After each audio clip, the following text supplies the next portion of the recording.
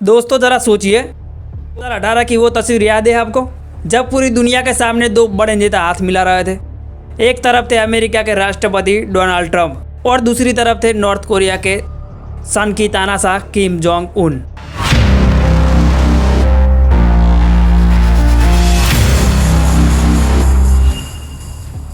उस वक्त पूरी दुनिया के मीडिया ने क्या माहौल बनाया था, लो भाई न्यूक्लियर वॉर टल गया, अब तो दुनिया में शांति ही शांति आ गई। लेकिन सच क्या था? आज ठीक 7 साल बाद उस शांति का नाटक पूरी तरह बेनकाब हो चुका है। अब फिर से वही ट्रंप कह रहा है मैं इस साल किम से मिलूंगा और उनके पास 57 बहुत पावरफुल न्यूक्लियर वेपन्स है। And you know what? The fact that I get along with him, it's a good thing, not a bad thing. He has 57 very powerful nuclear weapons. लेकिन इस बार कहानी में बहुत बड़ा ट्विस्ट है। जैसे ही ट्रंप ने यह बयान दिया कि 24 घंटे के अंदर नॉर्थ कोरिया की तरफ से ऐसा थप्पड़ पड़ा जिसकी किसी ने उम्मीद नहीं की थी। किम की बहन किम यो जोंग ने सामने आकर साफ साफ कह दिया, हम किसी बातचीत के बारे में कुछ नहीं जानते और अगर अमेरिका अपनी मिलिट्री ड्रिल कम कर रहा है तो यह कोई हम पर एहसास नहीं है। और इतना ही नहीं, बात सिर्फ बयानों तक नहीं रुकी। 20 अगस्त को नॉर्थ कोरिया ने एक के बाद एक करीब 10 बैलिस्टिक मिसाइलें दाग दी, डायरेक्ट मैसेज टू अमेरिका। अब यहाँ दो बहुत बड़े सवाल उठते हैं जिनका सच आपसे छुपाया जा रहा है। पहला सवाल, क्या ट्रंप और किम का वो पुराना ब्रोमांस वापस आ रहा है? या फिर दूसरा और कड़वा सच, किम अब इतने ताकतवर हो चुके हैं कि वो खुद अमेरिका को अपनी शर्तों पर नचा रहा है। एक छोटी सी मिसाल से समझिए, 2019 के हनोई समिट में ट्रंप किम को अकेले छोड़कर बीच में से उठकर चले गए थे, एटीट्यूड दिखा रहे थे। लेकिन आज वही ट्रंप अपनी मिलिट्री डील्स छोटी कर रहा है और किम से भीख की तरह मीटिंग मांग रहा है। साउथ कोरिया के डिफेंस मिनिस्टर की सेक्रेटरी रिपोर्ट क्या कहती है? नॉर्थ कोरिया के पास सिर्फ 57 नहीं बल्कि 80 से 120 न्यूक्लियर वेपन्स हो सकते हैं। यानी ट्रंप जो आंकड़ा बता रहा है असलियत उससे कई ज़्यादा खतरनाक है। तो अब असली एक्सपोज यह है, क्या इस बार यह सीमित होगी? और अगर हुई तो कौन किसे अपनी उंगलियों पर नचाएगा, किम या ट्रंप? इस पूरे इंटरनेशनल खेल की एक एक परत खोलने जा रहा हूँ। वीडियो को बिना स्किप किए अंत तक देखना। चलिए जरा टाइम मशीन में पीछे चलते हैं 2017 में। तब दुनिया में दो आदमियों के बचकाने ड्रामे देख रही थी। एक तरफ अमेरिका के राष्ट्रपति डोनाल्ड ट्रंप जो दिन रात ट्विटर पर गालियाँ लिख रहे थे, दूसरी तरफ नॉर्थ कोरिया के किम जोंग उन जो एक के बाद एक मिसाइल टेस्ट कर रहे थे। ट्रंप ने खुलेआम धमकी दी, फायर एंड फ्यूरी, यानी ऐसी तबाही लाऊंगा जो दुनिया ने कभी नहीं देखी। लेकिन किम ने पलटवार जवाब दिया, लिटिल रॉकेट मैन। दोनों ऐसा दिखा रहे थे मानो कल ही एक दूसरे पर परमाणु बम गिरा दे। और फिर अचानक 2018 में सब कुछ पलट गया। सिंगापुर का एक लग्जरी होटल, वहाँ दोनों आमने सामने आकर बैठे। इतिहास में पहली बार कोई सीटिंग में अमेरिकन प्रेसिडेंट नॉर्थ कोरिया के लीडर से मिल रहा था। चारों तरफ कैमरे के फ्लैश लाइट चमक रही थी। टीवी चैनल्स पर टीआरपी का खेल चल रहा था। दोनों ने एक कागज़ पर दस्तखत किए, कंप्लीट डीन्यूक्लियराइजेशन, यानी परमाणु हथियार खत्म करेंगे। फोटोज वायरल हुई, लोग कहने लगे वाह भाई शांति आ गई, न्यूक्लियर खतरा खत्म हो गया। लेकिन दोस्तों यह सिर्फ एक पिक्चर थी और असल पिक्चर अभी बाकी थी। फरवरी 2019 हनोई में दूसरी समिट हुई। यहाँ किम ने अपनी असली चाल चली। किम चाहते थे कि अमेरिका उनके देश पर लगे बड़े बड़े पाबंदियाँ हटा दे, लेकिन बदले में ट्रंप चाहते थे कि किम अपना पूरा न्यूक्लियर प्रोग्राम एक ही बार में ख़त्म कर दे। ट्रंप को अपनी ईगो प्यारी थी, वो मीटिंग बीच में ही छोड़कर उठकर चले गए। उस वक्त कैमरों में किम का चेहरा देखना, उनके चेहरे पर गुस्सा और झटका साफ दिख रहा था। किम को समझ आ गया था कि बातों से काम नहीं चलेगा।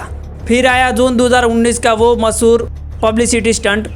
ट्रंप पहुंचे डीमिलिटराइज्ड जोन की सीमा पर। नॉर्थ कोरिया की मिट्टी पर कदम रखने वाले वो पहले अमेरिका राष्ट्रपति बने। दोनों ने हाथ मिलाया, मुस्कुराए, एक दूसरे को दर्जनों लव लेटर्स लिखे। ट्रंप ने तो ऑन कैमरा कह दिया, आई फेल इन लव, हमें एक दूसरे से प्यार हो गया है। लेकिन यहाँ मैं आपको एक कड़वी सच्चाई बताना चाहता हूँ, किम जोंग उन कभी भी अपने न्यूक्लियर हथियार छोड़ने वाले नहीं थे। क्यों? क्योंकि किम ने इतिहास की किताबों बहुत ध्यान से पढ़ा था। उन्होंने देखा था कि जब लीबिया के गद्दाफी ने अपने न्यूक्लियर हथियार सरेंडर किए तो उनका क्या हाल हुआ। रास्ते पर घसीट कर मार दिया गया। जब इराक के सद्दाम हुसैन कमज़ोर पड़े तो उनका क्या अंत हुआ। किम समझ चुके थे कि इस बेरहम दुनिया में अगर कोई चीज़ उन्हें और उनकी गद्दी को बचा सकती है तो वो सिर्फ और सिर्फ उनका परमाणु बम है। अब जरा फास्ट फॉरवर्ड करके आज की तारीख यानी 2026 में आइए। डोनाल्ड ट्रंप फिर से व्हाइट हाउस में बैठ चुके हैं और आते ही उन्होंने क्या किया, एक बहुत बड़ा कदम उठाया। अमेरिका और साउथ कोरिया की जो जॉइंट मिलिट्री ड्रिल्स होती है उन्हें अचानक काफ़ी छोटा कर दिया। ट्रंप ने सफाई दी, यह ड्रिल्स नॉर्थ कोरिया को गलत और भड़काने वाला सिग्नल देती है, इसलिए हम इन्हें कम कर रहा है। ट्रंप को लगा कि किम खुश हो जाएंगे, लेकिन भाई साहब किम अब 2018 वाले किम नहीं रहे। किम की ताकत बहन किम यो जोंग ने एक तारीख स्टेटमेंट जारी कर दिया। उन्होंने सीधे सीधे कहा, ड्रिल का टाइम या साइज कम करने से तुम्हारी नीयत नहीं बदल जाती, यह अभी भी हमारे लिए भड़काने वाली और आक्रामक ही है। और रही बात ट्रंप से किसी बातचीत की, तो मुझे तो ऐसे किसी कम्युनिकेशन का पता भी नहीं है। सोचिए, अमेरिका के राष्ट्रपति की पेशकश को मुंह पर नकाम दिया।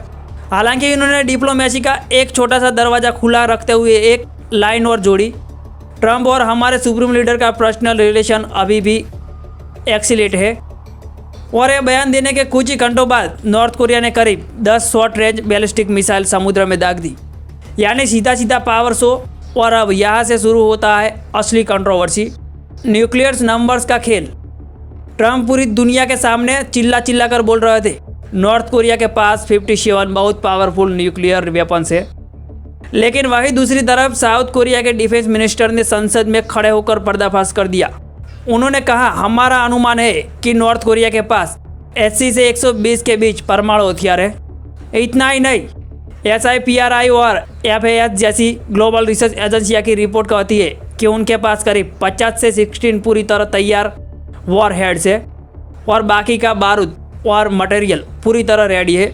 यानी सच यह है कि 2018-19 के मुकाबले नॉर्थ कोरिया आज 10 गुना ज़्यादा खतरनाक हो चुका है। अब आप पूछेंगे कि आखिर किम के पास इतनी हिम्मत कहाँ से आ रही है कि वो अमेरिका की आंखों में आंखें डालकर बात कर रहा है। क्योंकि दोस्तों, अब इस खेल में 2 नए और सबसे बड़े खिलाड़ी कूद चुके हैं, चीन और रूस। जून 2026 की बात याद कीजिए, जब चीन के राष्ट्रपति शी जिनपिंग खुद प्योंगयांग नॉर्थ कोरिया की राजधानी गए थे। 2 दिनों के हाई लेवल समिट हुई और जानते हैं सबसे चौंकाने वाली बात क्या थी?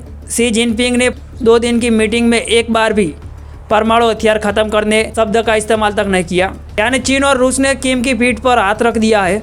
इसलिए किम अब कमज़ोर बनकर टेबल पर भीख मांगने नहीं आ रहा है। वो अब ट्रंप के सामने अपनी 3 शर्तें रख रहा है। अमेरिका अपनी दुश्मनी वाली नीतियाँ पूरी तरह बंद करे, नॉर्थ कोरिया पर लगे सारे आर्थिक प्रतिबंध हटाया जाए, और सबसे बड़ी मांग, दुनिया आधिकारिक तौर पर नॉर्थ कोरिया को एक न्यूक्लियर स्टेट स्वीकार करे। अब ट्रंप के लिए यह गले की फांस बन चुका है। अगर ट्रंप किम की बात मानकर उन्हें न्यूक्लियर देश मान लेते हैं तो साउथ कोरिया और जापान जैसे अमेरिकी दोस्त बागी हो जाएंगे, और अगर नहीं मानते तो यह सीमित होने से पहले ही फूफ्स हो जाएगी।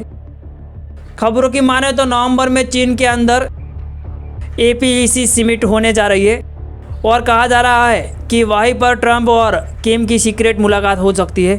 लेकिन अब सवाल यह है कि भारत के लिए यह सब क्यों मायने रखता है? दोस्तों, अगर ट्रंप और किम के बीच कोई भी सीक्रेट डील होती है तो इंडो पैसिफिक का पूरा पावर बैलेंस बदल जाएगा। चीन, रूस और नॉर्थ कोरिया की यह तिकड़ी इतनी मजबूत हो जाएगी कि अमेरिका का ध्यान एशिया से भटक जाएगा और इसका सीधा असर हमारी सुरक्षा और जियोपॉलिटिक्स पर पड़ेगा। तो दोस्तों, लोबलोलुआ या कड़वा सच यह है, 2018 में किम जोंग उन ट्रंप से मिलने आए थे एक कमज़ोर देश के नेता की तरह, लेकिन आज 2026 में किम ट्रंप से मिलने के लिए अपनी शर्त थोप रहा है। यह सिर्फ 2 नेताओं की मुलाकात का ड्रामा नहीं है, यह पूरी दुनिया के न्यूक्लियर ऑर्डर का सबसे बड़ा एक्सपोज है। अब आप मुझे कमेंट करके बताइए, क्या आपको लगता है कि इस साल ट्रंप और किम की यह समिट सच में हो पाएगी? और अगर हुई तो क्या कोई असली डील होगी या सिर्फ दुनिया की आंखों में धूल झोंकने के लिए एक और फोटो ऑप होगा? अपनी राय नीचे कमेंट बॉक्स में ज़रूर लिखिए। मिलते हैं अगले ऐसे ही किसी बड़े वीडियो के साथ। जय हिंद।